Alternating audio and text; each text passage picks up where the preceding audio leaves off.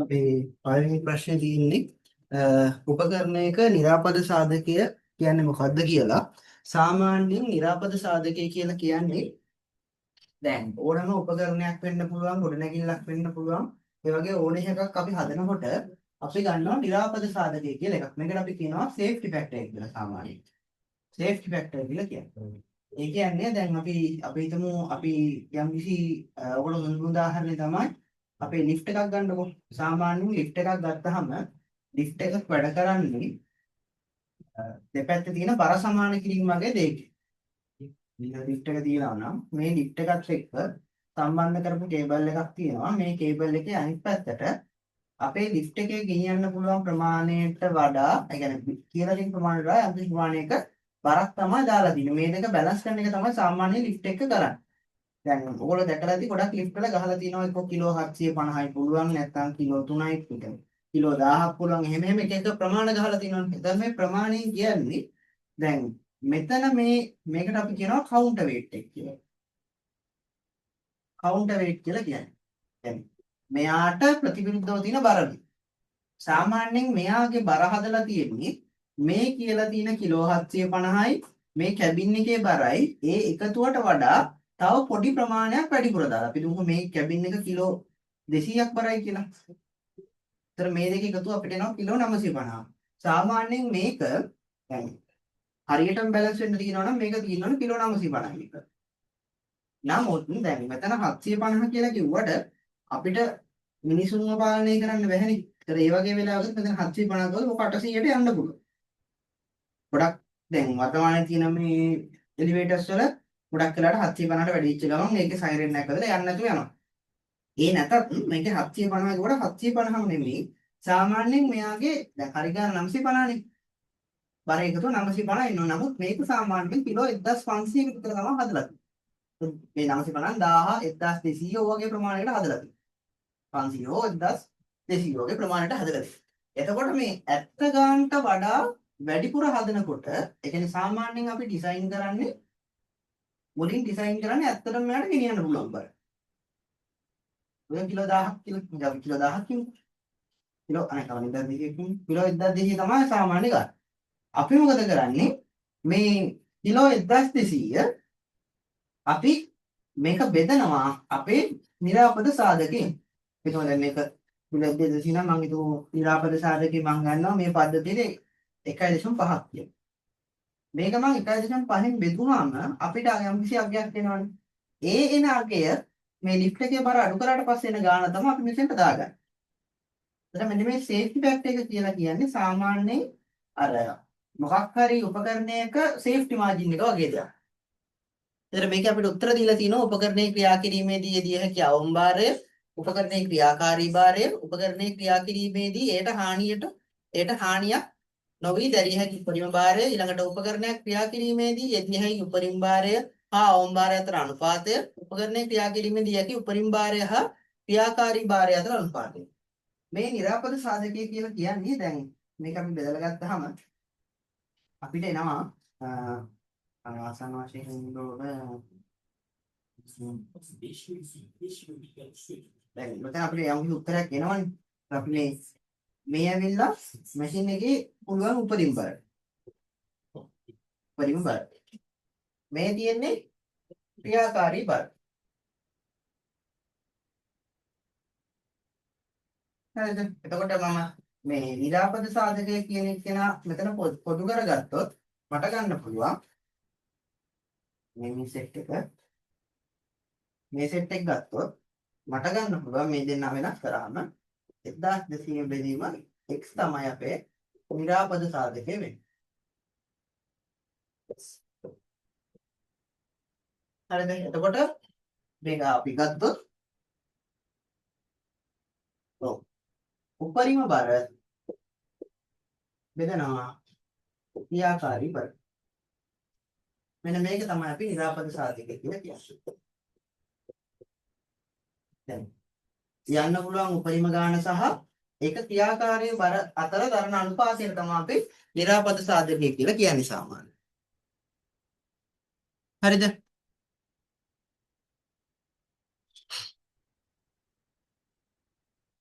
අතන මේකේ පළවෙනි එකේ උත්තරය වෙන්නේ E උපකරණය ක්‍රියා කිරීමේදී යෙදිය හැකි උපරිම භාරය හා ක්‍රියාකාරී භාරය අතර අනුපාතය කියන එක. ඊළඟට තියෙනවා කාර්මික චිත්‍රයක මිනුම් යෙදීම පිළිබඳව වඩාත් නිවැරදි පිළිතුර අපෙන් අහනවා. right. එතකොට මේක අපිට ප්‍රකාශ කිහිපයක් දීලා තියෙනවා. පළවෙනි ප්‍රකාශය අපිට කියනවා මිනුම් බොහෝ විට ප්‍රක්ෂේපණ රේඛා මගින් රූපයෙන් බැහැරටගෙන දැක්විය යුතුය. ඊළඟට දෙවෙනි ප්‍රකාශය අපිට කියනවා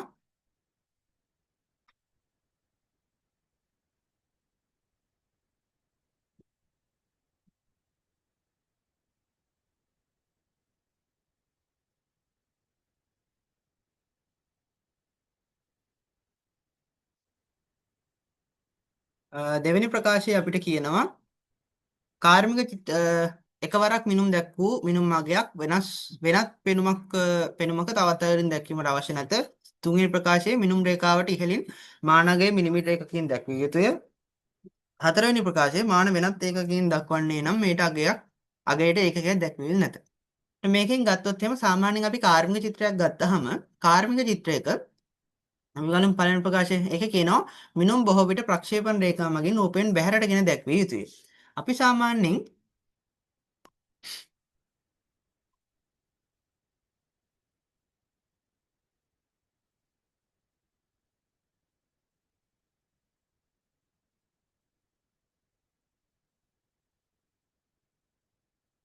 පළවෙනි ප්‍රකාශයේ කියනවා මිනුම් බොහෝ විට රූපයෙන් බැහැරටගෙන දැක්විය යුතුයි කියලා. සාමාන්‍යයෙන් අපි මිනුම් යම් කිසි චිත්‍රයක මිනුම් දානකොට අපි අනිවාර්යෙන් කරන්නේ මොකද්ද? මිනුම් යොදනවා. මිනුම් යොදනකොට ඔයගොල්ලන්ට මතකද මම ඩ්‍රොයිං පාඩමේදී කියලා තියෙනවා සාමාන්‍යයෙන් අපි රූපේ ඇතුලේ මිනුම් දාන්නේ නැහැ කියලා. ඒතකොට ඒ රූපෙන් එළියට අරගෙන තමයි සාමාන්‍යයෙන් අපි මිනුම් දාන්නේ. ඒ කියන්නේ දැන් අපි ගත්තොත් යම් කිසි රූපයක් ඇඳලා පස්සේ කොහොම එකක් ඇඳාම මේක එතකොට අපි සාමාන්‍යයෙන් මෙයාගේ වෘත්තයේ අරය වුණා අපි සාමාන්‍යයෙන් මේ රූපෙන් එළියට අරගෙන තමයි දක්වන්නේ. ස්තම්භය හෝ අරය මේක ගොඩක් නරේ එන්න ඕන. 4000 හරි යම් කිසි ප්‍රමාණයක්. ධනෙක් මිනුමුත් අපි රූපෙන් ඉවතට අරගෙන තමයි කියගේ ප්‍රකාශ කරන්නේ.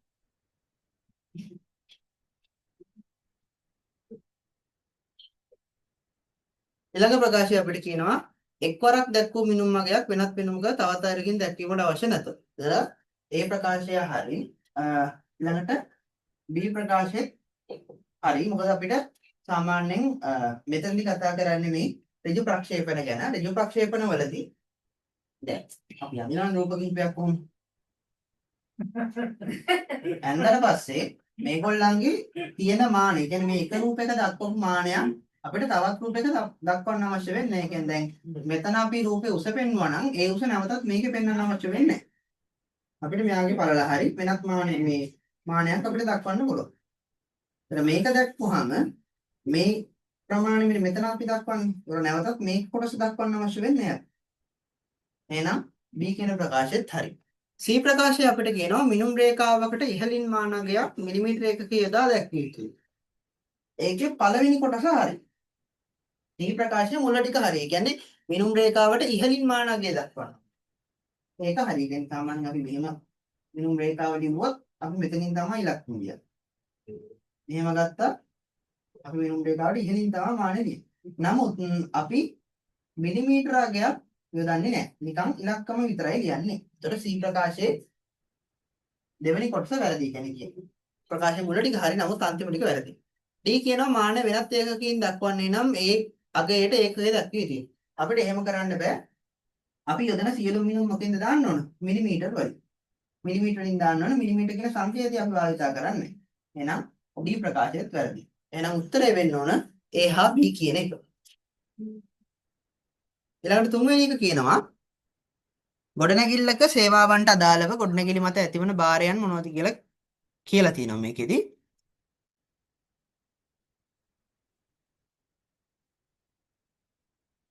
ගොඩනැගිල්ලක සේවාවන්ට අදාළව ගොඩනැගිල්ල මත ඇතිවන භාරයන් අයත් වෙන්නේ මොකටද කියලා අහනවා. සේවාවන්ට අදාළව කියලා කියන්නේ මෙතනදී අපිට කියන්නේ මේ සාමාන්‍යයෙන් ගොඩනැගිල්ලක සේවාවන් කියලා අපි දක්වන්නේ සාමාන්‍යයෙන් ජලය, විදුලිය ඒ වගේ දේවල්. ඒ වගේ දේවල් සාමාන්‍යයෙන් ගොඩනැගිල්ල හැදුවට පස්සේ ඒකේ තියෙනවනේ දිගටම වෙනස් වෙන්නේ නැහැනේ ගොඩක් වෙලාවට. එහෙනම් මේ වෙනස් නොවන භාරයන් අපි මොකක් කියලාද හඳුන්වන්නේ? අපි හඳුන්වන්නේ සාමාන්‍යයෙන් ඒව මල බරක් විදියට. එහෙම නැත්නම් ඩෙඩ් ලෝඩ් එකක් විදියට. එතකොට සේවාවන් කියලා මෙතනදී අපි කියන්නේ විදුලිය, ජලය ඊළඟට ප්‍රධාන වශයෙන් ওই දෙක. ඔයට අමතරව තව මොනවා හරි අපි හිතමු දැන් ආලෝකකරණය සඳහා තව වෙනත් මොනවා හරි පාවිච්චි කරනවා නම් ඒවා ප්‍රධාන වශයෙන් විදුලිය සහ ජලය. ඊළඟට ඔය ගින්නිවීමේ උපක්‍රම ඒ වගේ දේවල් ඔක්කොම අයිති වෙන්නේ ගොඩනැගිලි සේවාවන් කියන ඒවාට. මෙතන මේ ගොඩනැගිල්ලක සේවාවන් අපි සාමාන්‍යයෙන් මේ බිල්ඩින් කන්ස්ට්‍රක්ෂන් වල සර්විස් කියලා කියන්නේ අර ලයිට් වතුර ඊළඟට ඔය ෆයර් හයිඩ්‍රන්ට් එහෙම නැත්නම් අපි කියනවා මේ ගින්නිවීම උපකරණ අන්න ඒ වගේ දේවල් වලට තමයි කියන්නේ. ඒතකොට ඒක සාමාන්‍යයෙන් එක තැනක අපි යෙදුවොත් ඒක දිගටම තියෙනවා. ඒ නිසා ඒව අයිති වෙන්නේ මලබර කියන කාණ්ඩෙට. ඒතර තුන්වෙනි ප්‍රශ්නෙට උත්තරේ වෙන්නේ ඒ ප්‍රකාශය මලබර කියන්නේ. අපි අනිත් ඒවා ගත්තොත් සලබර කියලා කියනවා සාමාන්‍යයෙන් වෙනස් වෙන භාරයන්ට. ඒ කියන්නේ ගොඩනැගිල්ලේ තියෙන මුව භාණ්ඩ සහ මිනිසුන් කියන කාණ්ඩ දෙකයි කියනවා සලබර. එහෙම නැත්නම් සජීවී භාරයන් කියන ඒවා. ඊළඟට පාරිසරික භාරයන් හැටියට අපිට ගන්න පුළුවන් වර්ෂාව සුළඟ ඒ වගේ දේවල්. වෙනත් භාරයන්ට ගන්නවා අපි කලින් කතා කරපු මලබර, සලබර සහ පාරිසරික භාරයන් කියන තුනටම අයත් නොවන ඒවා අපි ගන්නේ වෙනත් භාරයන් විදිහට. බාහිර භාරයන් කියලා අපිට කාණ්ඩයක් නැහැ. අපිට සාමාන්‍යයෙන් තියෙන්නේ ගොඩනැගිල්ලක් මත ක්‍රියා කරන ප්‍රධාන භාරයන් වර්ග 4ක් විතරයි. ඒ තමයි මලබර, සලබර, පාරිසරික භාරය සහ වෙනත් භාරයන් කියන ඒවා. ඊළඟට තියෙනවා මට්ටම් ගැනීමේ ක්‍රියාවලියේදී මට්ටම් උපකරණයේ හරස් කෙඳි පැහැදිලිව පෙන්වද වස්තුවක දුරේක්ෂය තුලින් පැහැදිලිව නොපෙනේ. වස්තුව දුරේක්ෂය තුලින් පැහැදිලි. කියන්නේ අපිට උපකරණයේ මේ මට්ටම් උපකරණයෙන් පැහැදිලිලා බැලුවාම අපිට හරස් කෙඳි ටික හරියට පෙන්නලා තියෙනවා. නමුත් අපේ ස්ටාෆ් එක වෙන්නලා නැහැ. එතකොට අපෙන් අහන්නේ වස්තුව පැහැදිලිව දර්ශනය කිරීම සඳහා උපකරණෙහි කොයි කොටසද අපි සීරු මාරු කරන්න ඕන කියලා. එතකොට මේ ලෙවල් මැෂින් එකක් ගත්තාම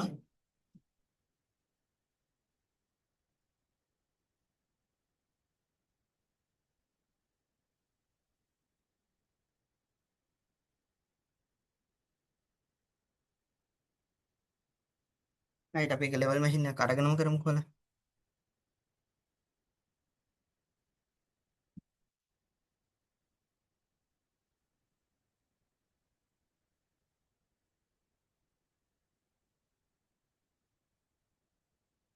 right. ඉතින් මේ ඉතින් අපේ මට්ටම උපකරණය.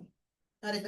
මේ මට්ටම් උපකරණය ගත්තාම මේකේ අපේ යටම තියෙනවා පාදමේ නැත්නම් බේස් එක කියන එක. ඊළඟට මේකේ ලෙවල් එක හදන්න අපිට සීරු මාරු කරන්න ස්ක්‍රූස් තුනක් එහෙම නැත්නම් සීරු මාරු වෙන තුනක් තියෙනවා. ඊළඟට මෙයාව අපිට තරණය කරන්න නැත්නම් භ්‍රමණය කරවන්න අපිට වෙනම තව නොබ් එකක් තියෙනවා.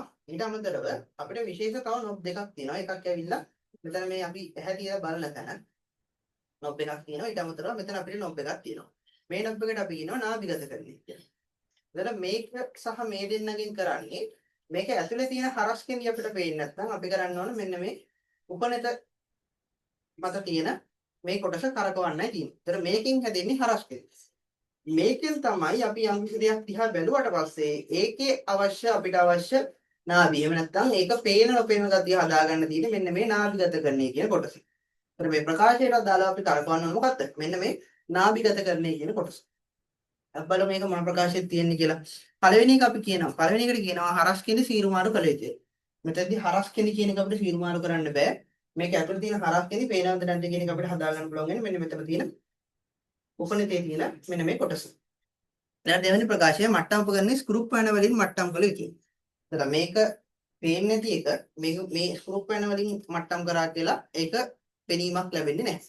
වස්තුව නිවැරදිව දර්ශනය වන තෙක් උපකරණෙහි දර්ශන සීරුමාරු ස්ක්‍රූප්පු ඇනය සීරුමාරු කළ යුතුය. ඒ කියන්නේ මෙන්න මේක. මෙන්න මේ කොටස තමයි කියන්නේ. මෙන්න මේ ඇනය සීරුමාරු කරන්න ඕන කියලා කියනවා. ඒතර මේ ප්‍රකාශය හරි. ඊළඟට උපනෙතෙහි සීරුමාරු ස්ක්‍රූප්පුව. මේක අපි සීරුමාරු කරොත් මොකද වෙන්නේ? මේකෙන් තමයි අර හරස් කෙඳි පේන එක පේනවාද බේගන්න මේකෙන් කරන්නේ මේකේ මැද තියෙනවා හරස් කෙඳි යොදපු ලෙන්ස් එකක්. ඒතර මේ ලෙන්ස් එක පේන දුර අඩු වැඩි කරන එක තමයි මෙයාගෙන් කරන්නේ.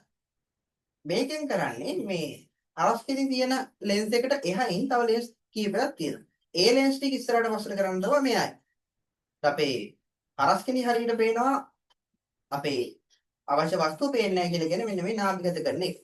ඒක තමයි කරකවන්න ඕන. ඊළඟට දෙන උපකරණයේ සමාන්තරය ඉවත් කරන්න ඕන කියලා. එහෙම එකක් කරන්න අවශ්‍ය නැහැ. ඒත් අපි කරන්න ඕන මොකද්ද? මෙන්න මේ නාභිගත කරන්නේ කියලා කියනවා. මේක නම් දර්ශන සීරුමාරු වෙන්නේ කියලා තියෙන්නේ මෙන්න මේකම තමයි. ඒත් අපිට වස්තුව පේන්නේ නැත්නම් අපි කරන්න ඕන මෙන්න මේ ඇණිය සීරුමාරු කරනවා. ඒතර ප්‍රකාශය වෙන්නේ C කියන ප්‍රකාශය. හතරට C. ඊළඟට කියනවා ඊළඟ ප්‍රකාශය බලමු. ඊළඟ ප්‍රශ්නය. ඊළඟට තියෙනවා තියඩුලයිට්ටෙන් මනින ලද ත්‍රිකෝණාකාර සංයුත පරික්‍රමණයක් සඳහා මනින ලද අන්තර්ගත කෝණ අපිට කිහිපයක් දීලා තියෙනවා. මෙහි දෝෂයේ සමානුපාතික ක්‍රමයට බෙදා හැරිය විට එක් මැනුම් ස්ථානය සඳහා වන දෝෂය අහනවා. ඒතර අපි මුලින් බලන්න ඕනේ මෙන්න මේ කියන මිනුම් වල යම්කිසි දෝෂයක් තියෙනවද කියලා. එතන මේක ත්‍රිකෝණාකාර සංයුත පරික්‍රමණයක් නම්. එහෙනම් මේකේ කෝණ තුනක් තියෙනවා. සාමාන්‍යයෙන් ත්‍රිකෝණයක අභ්‍යන්තර කෝණ තුනේ එකතුව අංශක 180ක් වෙන්න ඕන. අංශක 180යි කලා බිඳුවයි විකලා බිඳුවයි වෙන්න ඕන. මේක අපිට කෝණ තුනම දීලා තියෙනවා. පළවෙනි කෝණය ඇවිල්ලා 65යි 10යි 25යි. 65යි 10යි 25යි. ඊළඟ කෝණය 39යි 24යි 35යි. 39යි 24යි 35යි. අර 75යි 24යි 30යි. 75යි 24යි 30යි. අපි බලමු මේගොල්ලන්ගේ අගයන් වල එකතුව අපිට කීයක් එනවද කියලා. 65යි 10යි 25යි. 39යි 24යි 35යි.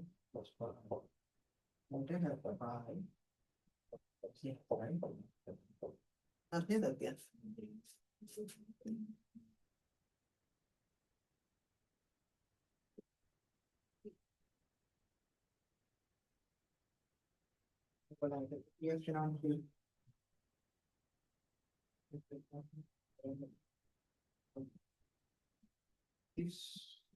24යි 30යි.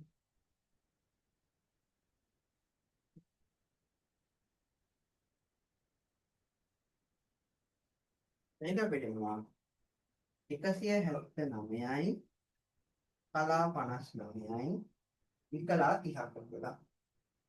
එහෙනම් අපි බලන්න ඕන දැන් මේක අපි කරන්නේ මොකද්ද? මේකෙන් අපි අඩු කරනවා අංශක 180.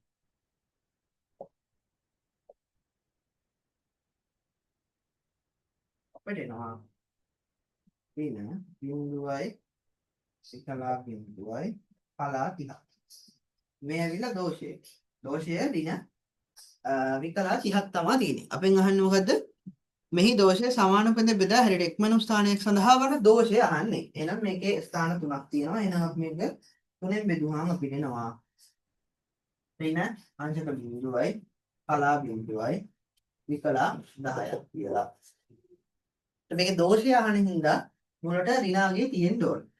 මොකද මේකේ දෝෂය අඩු දෝෂද මේකේ 179 180ට ගත්තොත් 180ට අඩු වෙන්නේ කියන්නේ ඍණාගයක් තියෙන්නේ. අඩු ප්‍රමාණයක් තියෙන්නේ. විකලා 10ක් තමයි අඩු වෙලා තියෙන්නේ. එහෙනම් අපේ දෝෂය වෙන්නේ ඍණ විකලා 10ක්.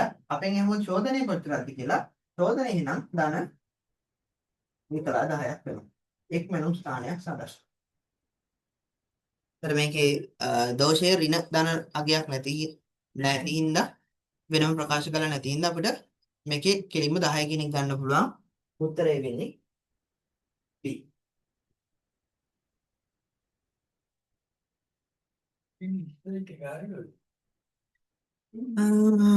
රයිට්. පොඩ්ඩකට නවත්තන්න වෙනවා කරන් ගියපු නිසා.